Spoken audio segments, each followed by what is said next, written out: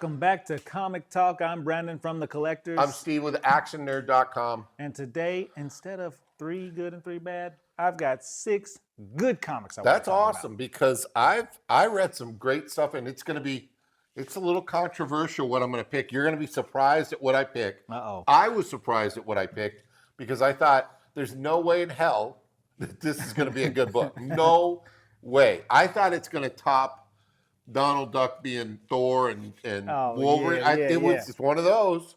Uh-oh. And I'm going, we'll talk. Go ahead, do yours. I'm excited for yours. My first one up this week is the Saturday Morning Adventures of the Teenage Mutant Ninja Turtles. Now that brings back memories, Man, doesn't it is. It's pretty awesome. I used to watch this show all the time, dress up, put a little bandana on my head, and get some sticks and pretend I was a Ninja Turtle. Like Friday night? Just like that.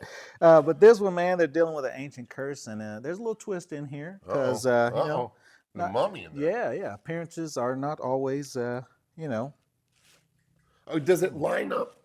Great. Does it line up with the NECA Toys did the Teenage Mutant Ninja Turtles as Universal Monsters? Yeah, they did do that. Okay, so no, this has nothing to do with it. I didn't want to spoil it. But it's a good read. This whole series has been great, so check that out. It's good for you, the kids, whoever. All right, good. Yeah, check that out. Family friendly. That's right. Up next is the Ultimate Black Panther, issue number 8. And now this Ultimate Universe of Black Panther has been building up between this battle between Khonshu and the Black Panther himself. Oh, I didn't know that. Yeah. This isn't the normal Khonshu you've been seeing in the MCU. This is actually like I can't tell if he's just really powerful and smart with technology or if he's actually a god. I haven't been able to determine yet, but there's a collision course coming between him and Black Panther because he found the opposite of vibranium, which is some kind of organic material that can bring life to things. It's pretty interesting. Okay. What I wish they would do on these Ultimate, the cover art is usually really fantastic, but this blows it for me. If this whole thing was the cover, that's a pretty cool cover. I don't know. Cool. That's just my thought.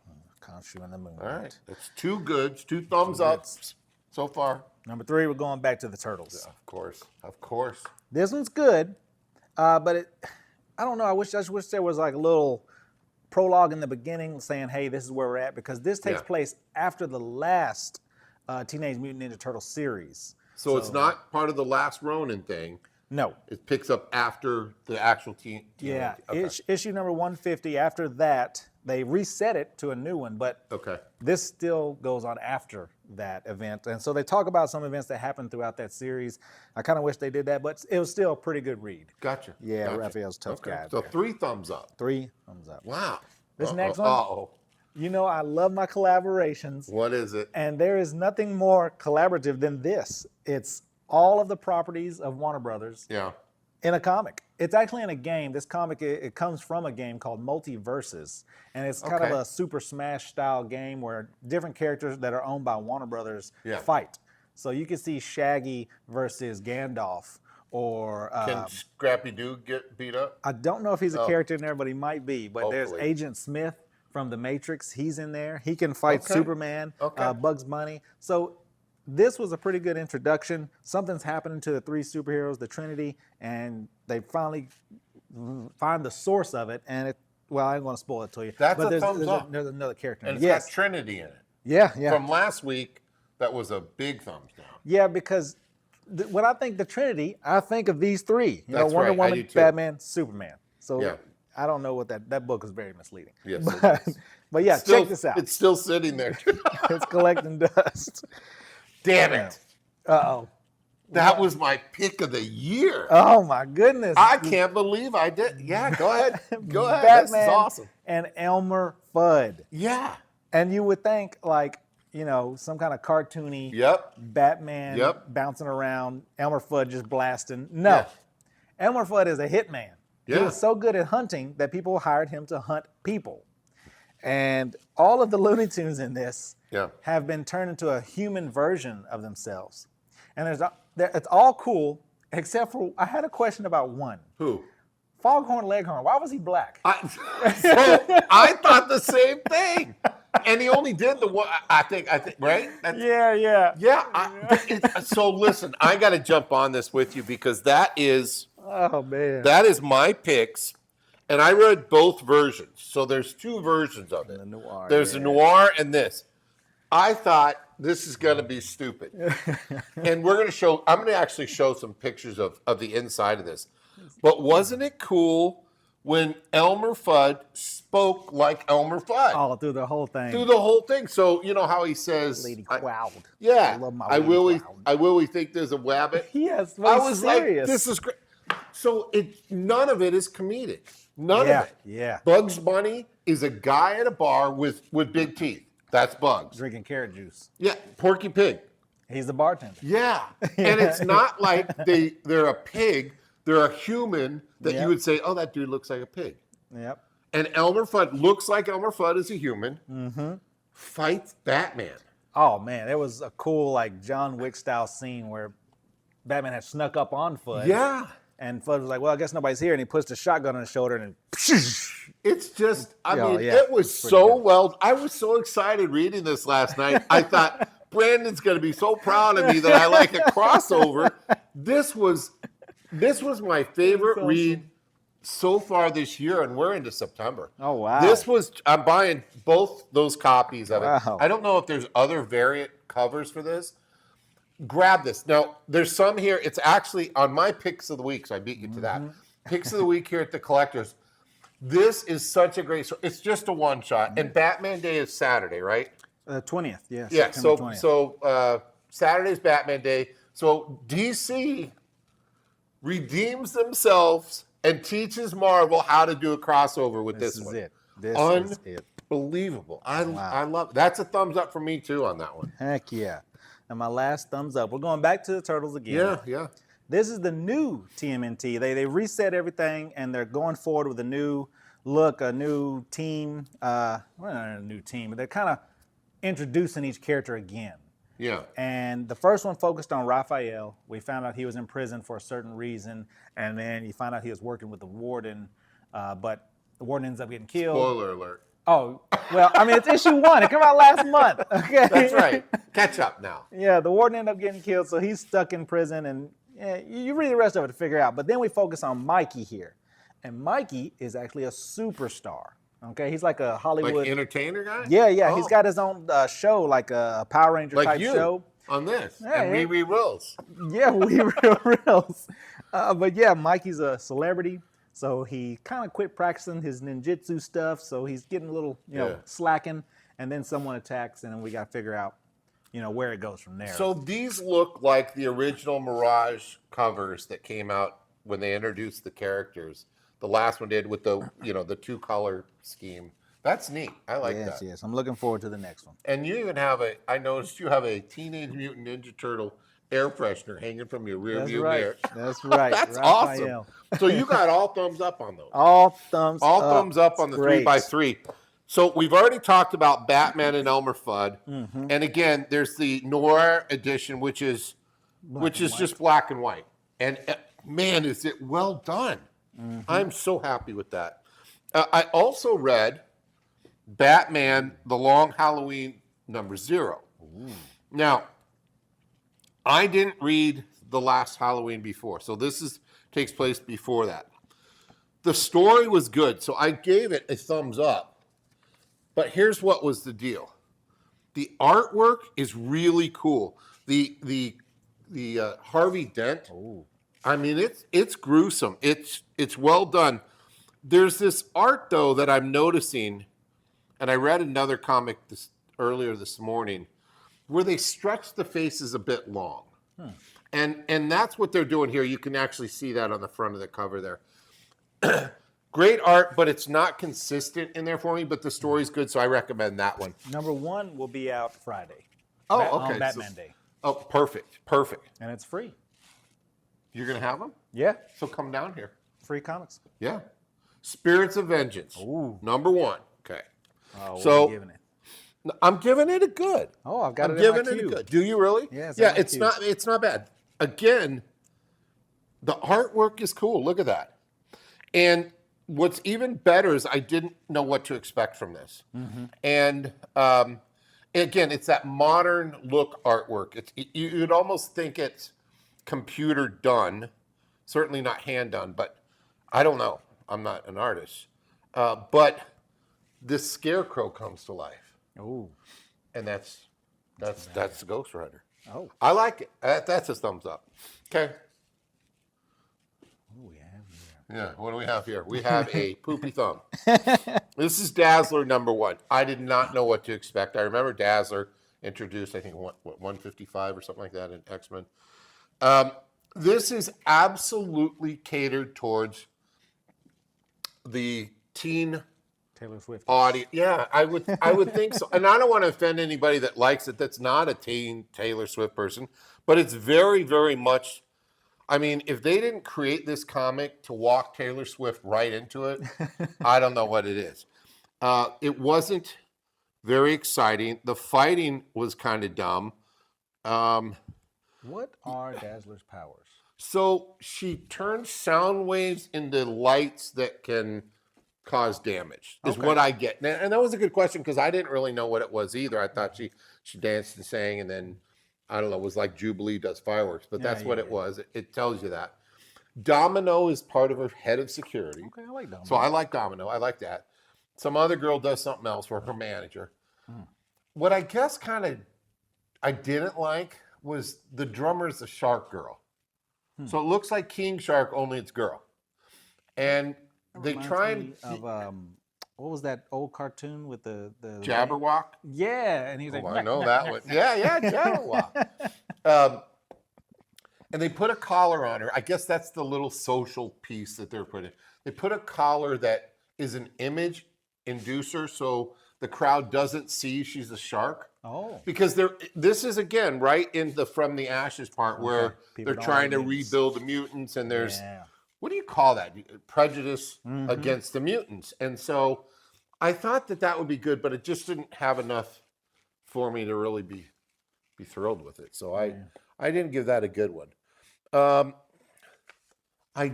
was another one I read, I believe it's called Last Warrior. And it was long, drawn out, gang related, and I just didn't care for it at all. I want to make sure I got the right title, so I'll put it up here. This was really the exaggerated. Everybody was super thin and tall. Oh. And the faces were like my face is this. It would be like that. Probably look better because it'd be thinner. But yeah, very gay. I think the first panels had F to establish they're in a gang and they're in, so it was just like, and not that I have a clean mouth, but I didn't get it. It was just, it didn't interest me at all. So I scratched that. So that's my other poopy thumb. That's not even a poopy thumb. That's just a thumb down. Just a thumbs down on that one. One thumbs down. Yeah, so I think I got them all. Batman. Oh, no, I didn't. Joker World. Now you're saying that's a free one. Yeah, that would have been a free one, but Lunar, up to their old Thanks, antics. Lunar. Thanks, they were Lunar. late this week, too. Were they? Yeah. Isn't it crazy when you have a monopoly like that they really could care less? Yeah. So Joker World, great cover. Love the cover.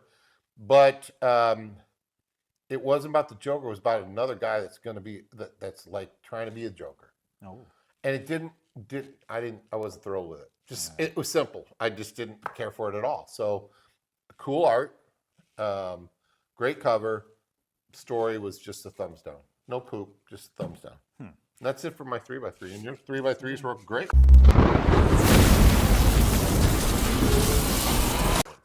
And I love that we agreed on Elmer Fudd. I am so excited about that. I couldn't believe that I read it and thought, this is really good. Like, I had no idea they would take it serious. Yeah. Because it's got like a Looney Tunes label on the front with Bugs Bunny. But look at Elmer Fudd, and we'll have this up here. He's got the traditional hat. He's got the shotgun. You could identify everybody. Who else was in there? There was somebody else. Well, there was besides Tweety. Yeah, was Tweety. A midget. I thought, but Sam. yeah. Yep. Yeah, Yosemite. It's just Thuckering Thuckatash right there. Sylvester. It's and he's in. Oh, so good. Come down here and get it. There's a few left already. I'm taking 2, one of each. Just not being greedy, but there's some great stuff. So that's our 3x3 for today. 3x3. I gotta do this with you. I made easy questions for Batman related and very hard ones. Oh. What would you like to do first in our Dare Ya trivia? And we'll cue the music now. And here we go. Okay. Hard or easy? Let's go hard first so we finish good. Wow. Okay. Here we go. What rare mental condition does Batman suffer from in the storyline Batman R.I.P.? That would be oh no. That's not it. Oh no. All right.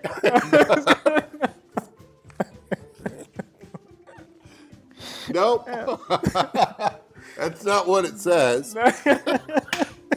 Close. Personality disorder. Oh. ZUNR. A backup personality created by Bruce Wayne in case his mind ever compromised. Oh, yes. I remember him. Sure you do. He was like purple and yellow. Ah, jeez. All right. Number 2. Which villain was originally intended to be the main antagonist in the 1989 Batman film before the script was written for the Joker? These are hard, I'm telling you. Okay. Let me get 2 guesses here. The first one I'm going with would be Two-Face, since Harvey Dent was in there. Yeah, that's wrong. Okay, and then what about It's a weird guy's name. the Condiment King? Or the Clock King? No, Condiment. It's Rupert Thorne. Oh, it's like the Gang Lord. Oh, yeah. He's not Isn't really that the Gang Lord in... the animated series. Yeah, okay. That's what it was supposed to be. Glad they didn't. Jack Nicholson nailed it. Yeah. In The Dark Knight Returns, what is the name of the mutant leader who fights Batman? Oh my God. Is it like This is so easy. oh, And these are the hard questions. is it the mutant? The mutant leader, yeah. Oh, he's just a mutant leader. Oh, how about that? Number 4, what is the title of the storyline where Batman, I'm still cracking up, allegedly dies and is sent back in time? Oh, Oh, wow. I didn't read that one. Final Crisis. Oh, I never even heard of that. The storyline leads into Return of Bruce Wayne. I don't know that either. Number 5, this is the last of the hard questions. Okay, here we go. Who is the only villain to deduce Batman's true identity, but to choose to keep it a secret, believing Batman gives him purpose? That's the Joker? Hugo Strange. Oh, look at my Did first you know that? guess. I knew he deduced it, but I didn't think he would have like keep a secret. I thought he was gonna blackmail him. I figured Joker would have found out and be like, "Yeah, I'm not gonna." Yeah, Joker loves it. I Yeah. think there's a bromance. All right, here's the easy ones. What is the name of Batman's first Robin? Dick Grayson. Yep. Which Gotham City villain is known for using riddles and puzzles to outwit Batman? The Riddler. You know his real name? Edward Nigma. Oh, you're good. Number 3, in which comic book issue did Batman first appear? Issue number 1. Nope. Detective Comics number 27, 1939. Wow. I wasn't even born. All right. What is the real name of the villain Two-Face? Harvey Dent. Piece cake. Final question of the easy ones. Let's get it. What is the name of Batman's butler and confidant? Alfred Confidant. Pennyworth. That's correct. Yes.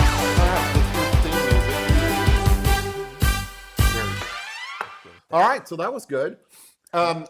So for the slab vault, I'm going to just use a preview of the Peep Show because last night when I got home from New Jersey, I had 4 boxes of slabs from CBCS waiting for me, and I did an unboxing show last night. So check out the Peep Show on Action Nerd Network here on YouTube.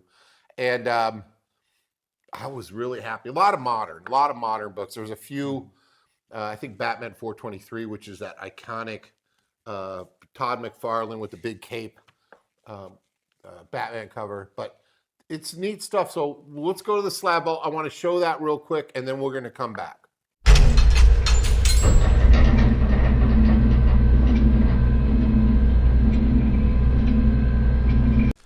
Oh boy, I see a 9.8 right off the bat. So this is, get the invoice off of here. This is, oh, I love it. This is Epitaphs of the Abyss.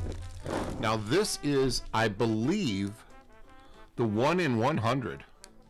So that is absolutely fantastic. A 9.8. This is the Horror Host variant. Cover is by Dustin Weaver.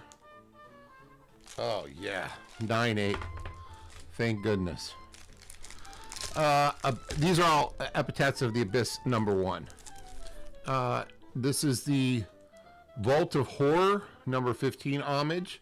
Epitaphs of the Abyss, another 9.8. Love these covers. Now again,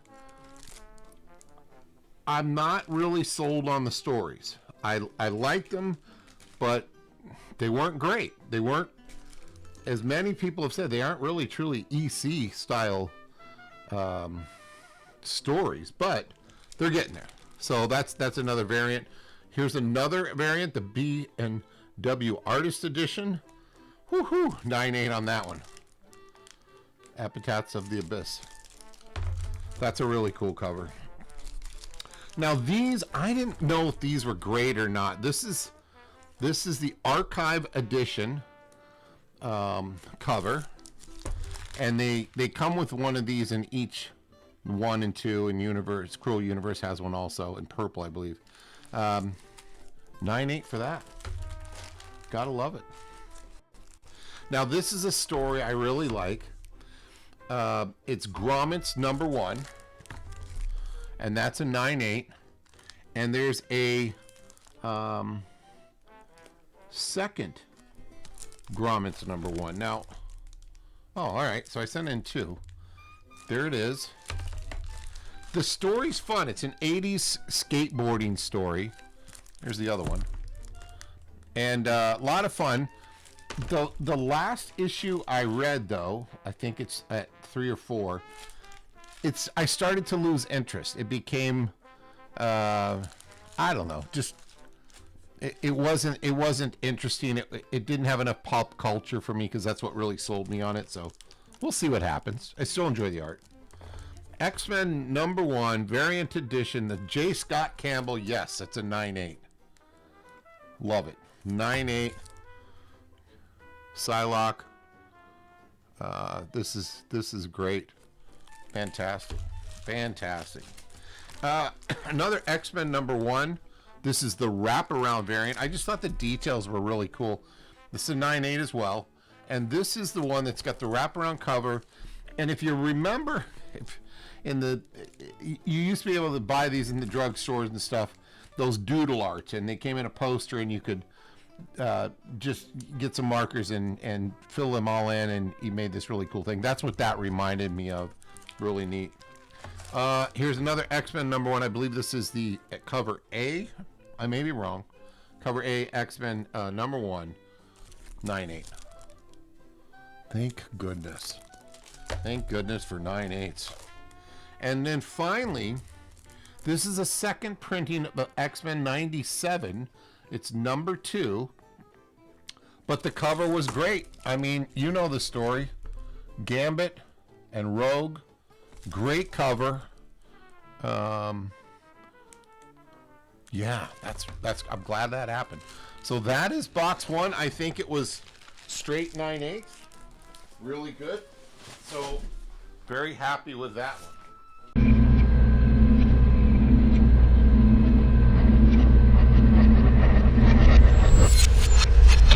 Okay. All right, we're back. That's just a little preview of some of the stuff that I got to unbox, and now I get to find a place to put it. Yeah, I love these covers that are coming out on that Venomous, that with the Black Widow was fantastic. The Fantastic 422, which you still have over here. If you haven't seen this cover, it's great. We showed it the last show. It's great. Grab that. If you really like Alec Ross, those are painted covers, so that's some really good stuff. Once again, You inspired me, and I did it. I ordered a Bamboo Labs 3D printer. Uh-oh. And after we're done here this morning, I'm going to go home and build it, which I guess it's not that big of a deal to do. Yeah, Now, you got the big fancy one. You got the carbon, right? Yeah. Yeah, this is the A1 combo. It does 4 reels at a time. Okay. With different colors. So it's a lot different than when I started with the old 3D Creality. Oh, yeah. The Ender Enders. 3s and Ender Pro 5s and all that. Enders. So they've really perfected it where you're not even sanding, and you've got a new print today, right? I do, and this is to go with my Deadpool cosplay. I haven't glued it together yet, but it's 2 pieces, printed in 2 pieces. That looks great. That's the Deadpool Desert Eagle there. Yeah, the Desert Eagle from. Didn't he take the gold ones off of the? Yeah, nice pool. Nice pool guy. Yes. Yeah. Check that out. That's pretty cool. Printed all like that. Yeah, wait for the flash. A little offensive there, but that's okay. Yeah, that's all right. It's already been offensive today. Maximum effort. So yeah, check that out, man. That is really cool. And you haven't sanded it. I have not. That's amazing that these printers. I remember you had to sand the lines. You had fuzz coming off of it. That's the supports, breaking those off, and then cut. Oh my God. Yeah. But now the technology's changed so rapidly that it's really, really good. So I can't wait to go home and do that. I also got more of those unmatched games. So I'm only missing a couple. I did. So it's kind of cool. They're collectible as well. So every company, as I look around, makes chase things or very difficult to find things. And comics and action figures and pops are all the same. Board games do the same. And Unmatched has released a Deadpool. I think I talked about that. Deadpool single set. $300 for that. Just the one. It's a 1 miniature with 30 cards in it. Wow. That's how much it costs. And it's a terrible character. They made it bad. Like you die over and over and over, which is part of the fun. They also made a Bruce Lee. And that's about $120 to $200. And I found one on eBay for $50. So I grabbed it, got that in. And a little packet, again, 31 cards, a little tiny guy, and a dial. That's it. And they're going for big bucks. But they stopped producing them. They are coming out with a 2-pack, Muhammad Ali versus Bruce Lee. Check out Unmatched. It's really a fun game. I should bring it in here. We should just try it because it only takes 20 minutes. But I played with my wife, and she actually liked it. And she's interested in either that or she's indulging me, watching YouTube videos. We watched one this morning on this couple that does, I think they're called Foster the Meeple, which is a play on Foster the People. Foster the Meeple, they do game show reviews, board game reviews. And my wife said, oh my God, that couple, they explained it better than anybody because we watched tons of explanations on how you play the game. They did a great job, so shout out to that channel.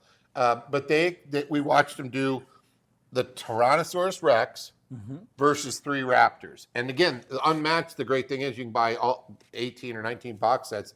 Every character can play in any different environment. Cool. So you can pick them. So that was fun to watch that and check it out. Unmatched is really cool. I'd love to get something set up in here where we could host that maybe and even play it and film it. That would be yeah, so that was cool. So I'm going to do my Bamboo Lab.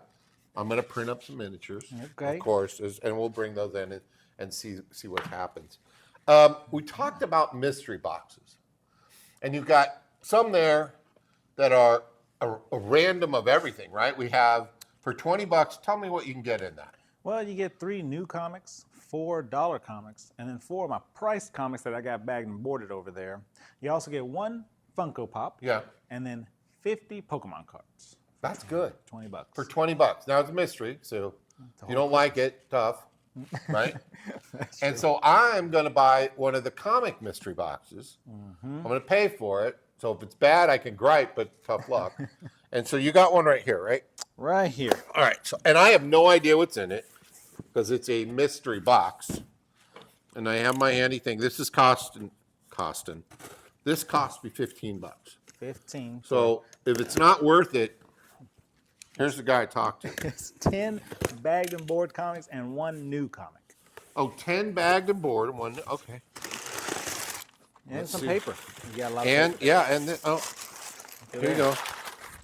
All right, I'm going to grab the comics. In case you want to start a We're going to fire. reveal what they are. All right, let's see what we All got right, here. we got Phoenix #1. Now, I love this one. And that's a #1 issue. The #1 issue, so that's good. And I have that. I have it slabbed, so this is really good. Wonder Man Annual #2. This is from 1993. Well, I know how much you love Wonderful Men. And that's got a $2 price tag. So now we're already at $7. $7. We got X-Force. I'm sorry, X Factor 85. That's got a $2 price tag. It comes with a and card. it comes with a card. Oh my goodness. And a cool cover of Cable, Bishop, and Wolverine. Yeah, and I wonder if this is Keith. No, it's not. That's cool. Okay. Another $2. We Up got to $9. Warlord. This is from 1986. We're up to $12 now. That's $3. Okay, where are we at? We're at 12. Spider-Man 2099. It's $3. That's 15. And these are bagged and boarded. The priced ones are. That's good. I don't know what the heck this is, but it's an issue #1. There you go. Real Heroes. It's an Image comic. 3 more. Okay. You're at the 18 now. Oh, scary stuff. Oh, an $8 comic. An $8 comic. Lucifer. Lucifer. #9. No, that's spooky. Green Hornet #7. Another $3.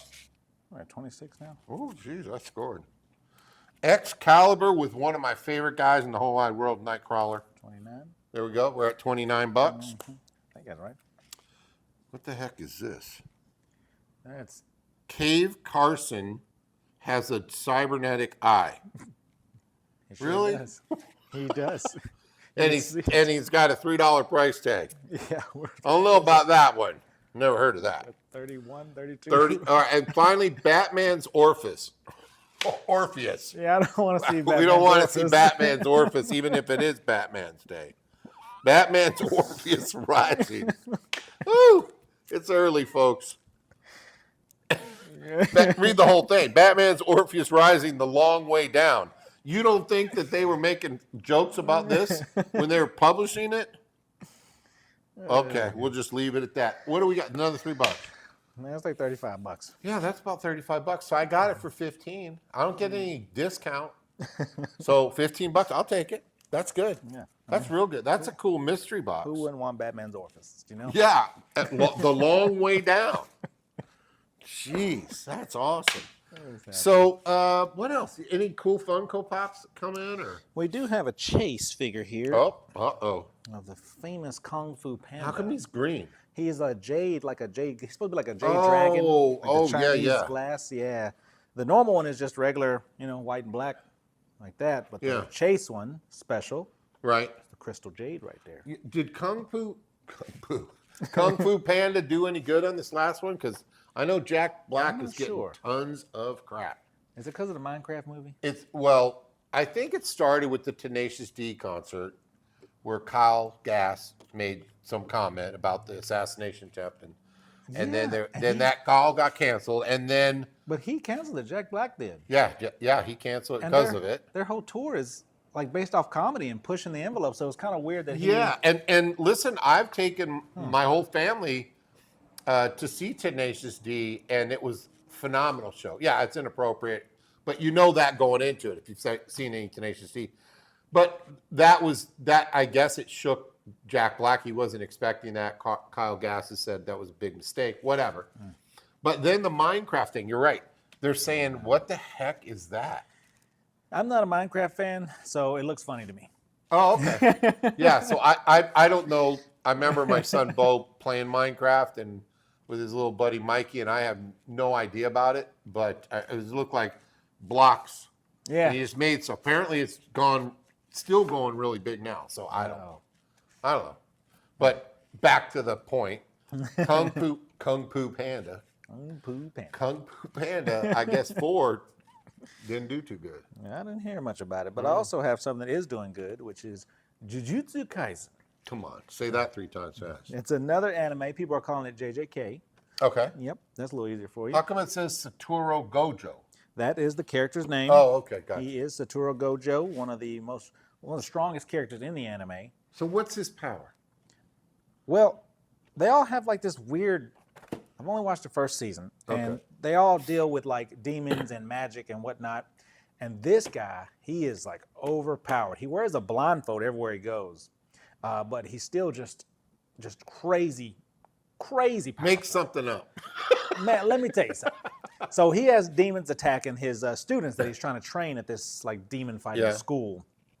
And when he comes around, the demons automatically can sense him. They know like, oh, I got to get out of here.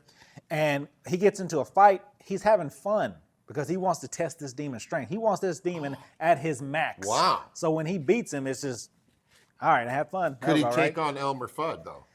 Elmer Fudd's a new badass for me. Well, I don't know, man. This guy takes off his blindfold, it gets serious. Okay. He's not like Cyclops or anything coming out of his eye. No. Okay. He's just got these real pretty eyes, and everybody just stops and looks at him. He's so beautiful. He's so beautiful. And he's got his fingers crossed. Yeah, they do like little different like techniques and signs and stuff. Yeah, to activate, I guess. I still think Elmer Fudd should whoop his ass. Well, that might I mean, the fight again. That fight with Batman. Jeez. And then they team up like that. I think Batman's like, oh, yeah, Elmer, don't mess with Elmer Fudd. He's hunting that was wild. Oh, what else? We got anything else going on? Nothing much else. Been watching anything lately? What did I? Oh, okay. So my daughter and I are doing that horror thing. In fact, we're filming it tonight. We're starting on Decades of Horror in the 1970s. So we have the top 20 films of the 70s. I think I've seen all but one now. I watched one called The Wicker Man from 1973. Ooh. It's on everyone's horror list. So first of all, it's one of those 70s hippies, naked stuff, and everybody's loving everybody out in the meadow. and there's naked stuff all over. And it's really like debauchery. They show debauchery.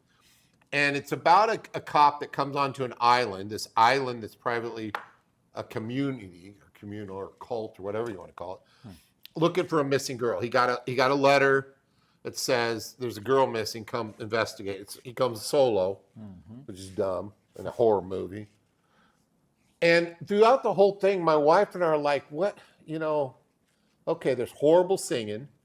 There's parts where you think it's a musical, and there's lots of boobs and butts, and I don't think there was any private parts, but it was weird stuff to talk about, cult-like stuff, and so I don't know how to explain it. It was so weird the whole time, and at the end, I said, "Oh wow, that was good." That's I don't know how to describe it any other way. Like I look back at the movie and then it makes you think that all those things that happened in the movie had a purpose that you had no idea until the end of the movie.